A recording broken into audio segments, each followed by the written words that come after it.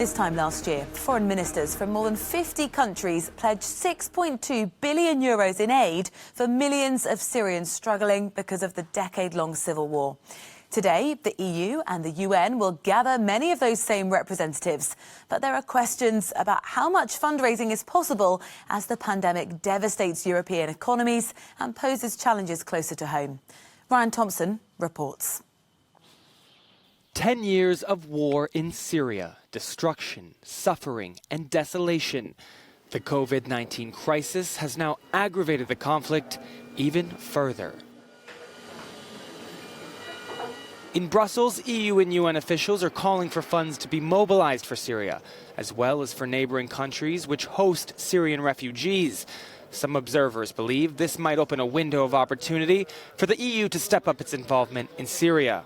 Because of the pandemic, those who have been running the show in Syria recently, especially Iran and Syria, are running out of money. So they need somebody who's paying for the humanitarian aid. They need somebody who's paying for the reconstruction. And I really think the European Union should use this as a bargaining chip to get back on the table and to really shape the situation in Syria in a way that we would like to see it going, which means a lot of political reforms, but which also means a strong fight against impunity. The EU is the biggest financial donor to the Syrian people.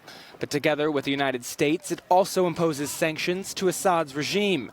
With the pandemic paralyzing the Syrian economy, many have called for the suspension of those sanctions that are having consequences on the daily life of millions. I'm not sure that at this particular time, sanctioning Syria is the right thing to do. But I believe that there's more political reasons to do this, to force an end to the war, to put pressure on Russia, perhaps, to seek an end to the war, since they have the more influence in the region, to include Iran as well. So to answer your question specifically, the people of Syria are the ones that will suffer the results of these sanctions. The question is whether the EU will now seize this momentum to reshape its strategy and be a key player in the conflict's resolution. Ryan Thompson, Euronews. Well, one of the UN agencies taking part is the World Food Programme, and its Syria country director, Corinne Fleischer, joins us now from Damascus. Good morning to you. Thank you very much. So in Syria, we've had, over 9 years of conflict, families facing not only that, but also a huge economic crisis. Can you just give us an idea of what the humanitarian situation is like for those families living there right now? Good morning. Yeah, the situation for the families in Syria has gone from bad to worse. Conflict is now concentrated in some areas, but the economic situation is across the country deteriorating. Transporters and suppliers are telling us that it has never been as bad, not even at the height of the conflict. The difficulty there's going to be is, of course, as I mentioned already, the world is facing a global pandemic, and that is causing economic hurt across the world. So how do you, today, and other agencies try to prioritise what's happening in Syria and get countries to promise to pledge?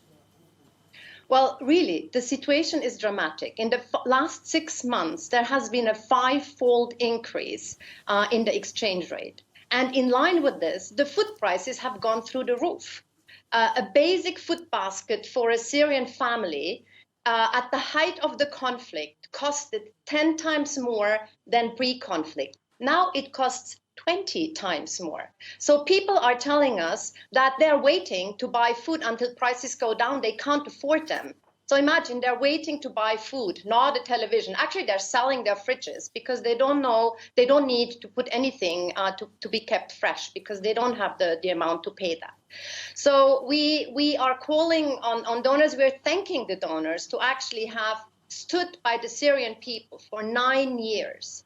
But now it is not the time to give up on them. They need it more now than ever. And the World Food Programme is supporting 4.8 million people every month with life-saving food assistance. We can't stop this now, especially in this food crisis. Do you think that message is going to be heard by the foreign ministers today?